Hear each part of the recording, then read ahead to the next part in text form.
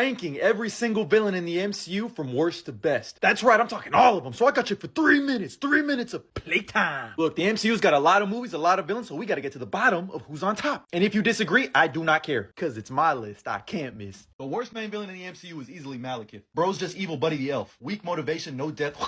Not much better, we got Baron von Strucker. Do you remember him? No, exactly. From there, we got Loki's daddy Laufey, looking like an avatar who's been out in the sun too long. From there, we got Najma from Miss Marvel. Yeah, this is a real villain. She even got powers, but she got one of the funniest deaths in the MCU history. From there, I got Crow from the Eternals. His motivation makes absolutely no sense. I mean, don't get me wrong, his design is cool. Why did Bill Skarsgård agree to do this? Next up, I got Batroc the Leaper, a relegated side character in the Cap movies, but he's played by George St. Pierre. I gotta give him a goddamn salute. Plus, he would beat my ass if I put him any lower on this list. From there, I got Director Haywood from WandaVision. And low-key, he could have been a hero because he was actually trying to stop Wanda, but then he went a little too AWOL and almost shot some kids. I mean, you know it's bad when I got Todd and Intelligentsia from She-Hulk above you. I get what they were going for, making fun of all the fans who were gonna hate for hating's sake, but this shit was still too goofy for me. Much like Titania from She-Hulk, although this was like if Kim Kardashian got superpowers. Next up, I got Taskmaster, and listen, I know a lot of people would have this lower because this is not Tony Masters. This is a wannabe fucking Terminator, but it does fit really good with the story they told in Black Widow, so I gotta respect that. But whoever's decision it was to massacre my boy, just hand me my coffee, bro. This is like when they sewed Deadpool's mouth shut. I got the leader of the Flag Smashers, Carly Morgenthau, basically the leader of the Thanos was right movement. I don't understand why people don't like her. I think her motivation makes a lot of sense. Next up, I got the Hydra think tank, Arnim Zola next. It was kind of cool how they tried to make him a little comic accurate here, even though all you really gotta do is pour some water on him and it's short circuit. But how is the first thing you do when you wake up after a long slumber is bomb yourself? I like Sidewinder more, really just because Giancarlo Esposito is a great actor. He's got so much charisma, even though you could definitely tell all of his scenes were added in last second. I mean, I'll give it to him. He pulls up shooting first, asking questions later. But like, can we get a comic accurate Serpent Society? I know it's a lot to ask for, but maybe one day we'll get dope costumes like this.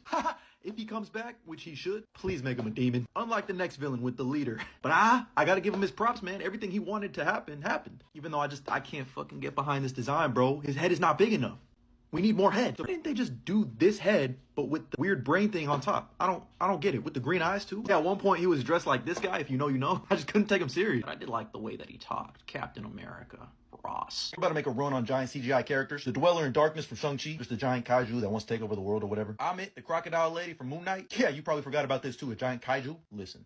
Hear me out. Much like Dormammu, I've come to bargain. The Supreme Intelligence from Captain Marvel. Not sure what was going on here, but thanks for playing Nirvana. Then we got all their cronies like Jan Rog, a misogynistic manipulator who got packed up real quick. Next up, I got Dar-Ben. Pretty much bar for bar Ronan the Accuser, except she got a little better motivation. I just think she was written horribly. What they did to my boy Mads Mikkelsen as Caecilius. You deserved better! Same goes for Surtur, although he was voiced by Clancy Brown, so he gets some cool points. And he actually enacted Ragnarok. They treated him like a joke. So I will too. I feel like Arishem was probably the best of the bunch of the giant CGI characters who just want their world to live. But I still got side characters like Razor Fist and Death Dealer above them because I think they're cool. From there, I'm going with Whiplash, the literal definition of it should have been me! But the motivation and performance is decent enough for me. Haha! Because I bumped my boot. Along the same lines, we got Aldrich Killian, or I guess the real Mandarin. Look, all bro wanted was a friend. But when Tony Stark turned him down, he turned his entire life into hating on him and becoming better than him. I gotta respect that, I'm not gonna lie. Next up, I got Gravik from the fake Disney Plus show Secret Invasion. What were they thinking? Like, he could have been so much cooler if they had just made him Nick Fury's son. But instead, we got this fucking poor excuse of a Super Skrull. Someone Men in Black me so I can forget this shit. From there, I got Ronan the Accuser, just a typical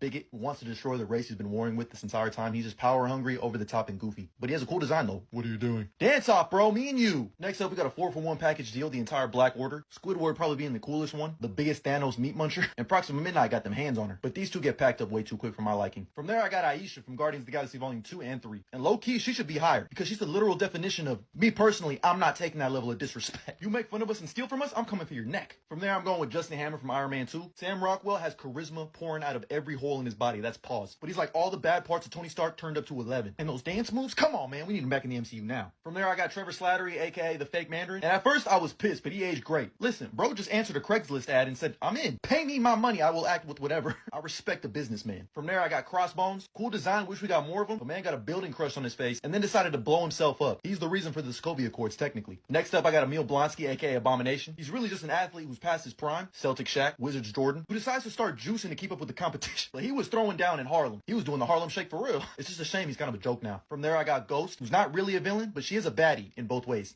I can fix her. She just doesn't want to feel pain. So much pain. Now I got Darren Cross, aka Yellow Jacket, aka MODOK. He's basically just a reskinned Obadiah Stane. He yells he be letting out having me weak. Yeah. And haha, you got me. I think MODOK is funny. At least I get to die in Avenger. Don't be rushed. Because next up I got Adam Warlock. And the only reason he's on here is because he's not really a villain. But when he was a villain, he was packing up the Guardians left and right. And he was funny as hell doing it. And he's really a toddler stuck in a grown man's man's body. He's still getting milk directly from the source. He's just like me for real. All right, let me stop. Next up, I got Icarus because I have never felt such betrayal. I wasn't expecting this twist, I'm gonna be honest. Next up, I got Paradox from Deadpool and Wolverine. I just really like Tom Wamsgam. He has some of the best line deliveries in the entire movie. Fuck! What the fuck is happening? This is what happens when you try too hard to get a promotion. Next up, I got Dreykov from Black Widow, the literal Diddy of the MCU. Human trafficking young women and weaponizing them to do your own bidding is insane. I just wish we got a little more of him, and this performance was kind of goofy. Here I got the Grandmaster. It's Jeff Goldblum. Next up, I got the Lizard. Paul Peter Parker, you stopped me once. You won't stop me again. I actually thought it was a pretty okay villain. They made him sympathetic enough with wanting to grow his arm back, but I just hate how they didn't include his family. That would have made this movie much more compelling, since it's a story about the sins of our fathers. Would have been way more interesting than wanting to turn everybody into lizards. But the CGI was incredible, and that school fight... Next up, I got Electro, and thank God they redesigned him in No Way Home. I mean, just look at that. That's a work of art. And I'm not gonna lie to you, I did not like this interpretation of Electro and TASM 2. I didn't. I don't care. I said it. They tried to over-sympathize him, and then course-corrected in No Way Home and just said, fuck it, just be Jamie Foxx. What? Y'all just gonna act like I'm not standing here butt-ass naked? But his visuals and fight scene and his score from Hans Zimmer, that's what I call electric. Next up, I got John Walker. And again, he would be higher, but he's an anti-hero. But this man used Cap's shield to decapitate someone. On live. This man had literal blood on the flag, desecrating Cap's name. And I'm not a big fan of his redemption arc, but I am excited to see where he goes from here in Thunderbolts. Next up, I got Agatha. If she wasn't so damn nosy, the Darkhold would have never gotten to the Scarlet Witch's possession. Everything Wanda did is on her hands. Next up, I got Arthur Harrow because it's Ethan Hawke. But I thought his motivation of like minority reporting people was pretty interesting. Killing them before they've even had the chance to do something bad is insane. From there, I got Alexander Pierce, basically a modern day Nazi. He was Joe Biden. I'm gonna fuck canceled. But we got the real Nazi, the head Hydra himself, the Red Skull. He really crashed out and said, man, fuck humans. Super soldiers should be the dominant race on the earth. Menace. And bro, put some sunscreen on your face. You look burnt. Next up, I got Ulysses Claw from Black Panther. It's Andy Serkis. Plus everything he did to Wakanda, stealing their vibranium, killing a bunch of innocent people. I made it right. From there, I got Cassandra Nova, big boss lady with the big long fingers. I thought she was a fucking menace. I wish we got more of her. And it would have been so cool to see her dynamic with Charles, because that really would have fleshed out her character even more. But she killed Johnny, that fucking bitch. Next up, I got Kang and all his variants. Rest in piss, bozo. But he is responsible for killing a bunch of multiverses and timelines and killing the Avengers, supposedly. But Buddy got packed up by ants. Next up, we got Thaddeus Ross, who is just a bigot towards Hulks. And this is basically what happens when you have a really bad first impression meeting the in-laws. When you got too many skeletons in your closet, they reveal what your true character really is. So the leader, Zemo, all that, you could really blame it on Ross. Shit, what happened to Bruce Banner? That's all this motherfucker's fault. Plus, he was a demon as Red Hulk. Oh my god. Thunderbolt Ross really said, I knew the perk was fake, but I still ate it because I'm a gremlin. He did a thunderclap and took out a building. And then he did the incredible jump. It's over. It's Vince Carter at the dunk contest. Oh, there I got Obadiah Stane, the ultimate hater. Had secret beef with a child and a teenager and an adult. This is the ultimate definition of it should have been me. Oh yeah, Tony Stark was able to build this in a cave with a box of scraps. From there, I got the Kingpin, and for one reason only, everything he did in the Netflix series. Because so far, the MCU has shit on him twice. When I was a boy, you embarrassed me in front of Vanessa. Menace. I am not here to hurt you. I'm here to kill you. From there, I got the dad that you wish didn't come back from 7-Eleven. Ego, the living planet. This man decided to put a tumor inside of Peter Quill's mom because he was falling in love with her. I get commitment is tough.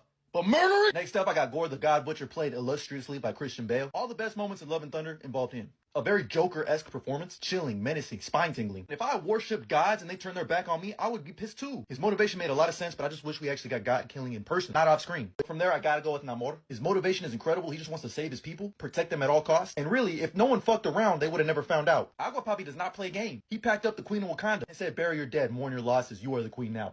Let's go, motherfucking born. There we got Hela because she's hella fine. But if my dad built me to be a weapon and then decided to turn his back on me and then lock me up, I'm crashing out too, and she's strong as shit. She broke Mjolnir with her nails. Next up, I got Jake Gyllenhaal as Mysterio because it's Jake Gyllenhaal as Mysterio. He really ended up winning in the end. I don't care if he was an Iron Man villain. Nowadays, people will believe anything. Oh yeah, fire all of the drones now! From there, we got Vulture. Listen, I get it. If I lost my job because some superheroes who made a mess that I was supposed to clean up that they ended up taking my job because of it, I would have made a big giant Vulture suit too. Plus that twist. We got Sandman. The reason he's this high and as dumb as it sounds, he's the one who killed Uncle Ben. Plus, I just think he's one of the more interesting, compelling characters in the entire Spider-Man cinematic universe, even though he didn't mean it. Every scene with Sandman in this movie works for me. It just pulls at the heartstrings. I'm not a bad guy. I've just had bad luck. Penny! Only reason he's doing all this is to save his daughter who's sick, which is when he falls into a super collider. Damn, gotta be careful where you fall. I think this is one of the most beautiful scenes of all time when he's learning how to use his powers for the first time. It's just metaphors galore. His life is slowly crumbling and falling apart until he finds his focus, his daughter. That's what gives him his strength. Fuck, I'm gonna start crying. Plus the apology at the end and the forgiveness. I got one of my goats, Alfred Molina, as Doc Ock. First and foremost, look at the drip. I love how they brought him back in No Way Home. Literally looks like they just ripped him from 2004. And his villain origin is a horror story. I mean, his hospital scene is just...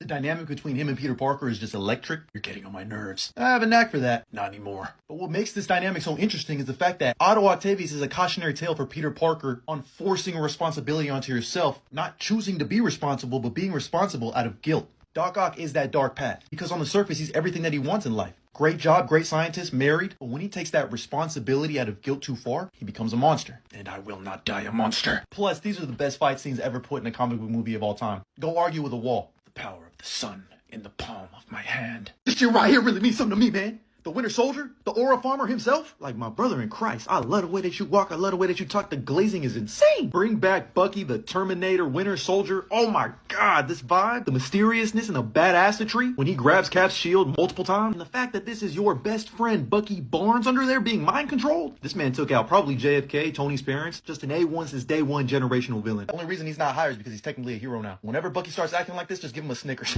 Speaking of bars, we got, there is no God. That's why I stepped in. The High Evolutionary, which is basically just Space Sid from Toy Story. Bro was just obsessed with perfection. But that's the beautiful thing of life. It's not perfect. And to see what he did with Rocket and his friends just made me cry. There I got the real Mandarin Wenwu. I love this adaptation. His motivation makes a lot of sense. If I lost the woman I loved, my world, I would probably crash out and go crazy too. And when he realizes what he's done to his immediate family after his wife's loss, man, it hits hard every time. From there, we got the Scarlet Witch. I'm saying outside of Thanos, I'm pretty sure she has the highest kill count. She murdered so many people in Multiverse of Madness, and she held an entire town captive in WandaVision, and we'll never forget what mouth. Out of respect, I feel like Loki has to be this high, but he's not really a villain anymore. But when he was one of the most compelling, sympathetic villains they've ever put out. He just wants to be loved. I'm so glad he got his throne in the end of Loki season 2. And there I got Zemo. And it's simple. He won. He beat the Avengers from the inside without having any powers, just intellect and the deep motivation of avenging his family from Sokovia. Plus the little dance move he does in Falcon and the Winter Soldier is hilarious. Next up, I got Ultron, because I think a lot about meteors, the purity of them all. James Spader was fucking cooking as Ultron. I don't care. This is a top tier casting, a top tier performance. And bro was basically just ChatGPT that came to life, went on Twitter for a couple of hours and said, yeah, all these people gotta go. But into our top 3 with number 3, we got the Green Goblin. You know? That man just want to watch the world burn. But that's the Green Goblin, just a pure menace. Wants to see if he can make the hero turn on their own morality. The proof that they're all one and the same. This man gave Aunt May a heart attack in Spider-Man 1 and then came back 20 years later to finish the job in No Way Home. Finish it. But in second place, I got Eric Killmonger. Just look at the drip, look at the aura,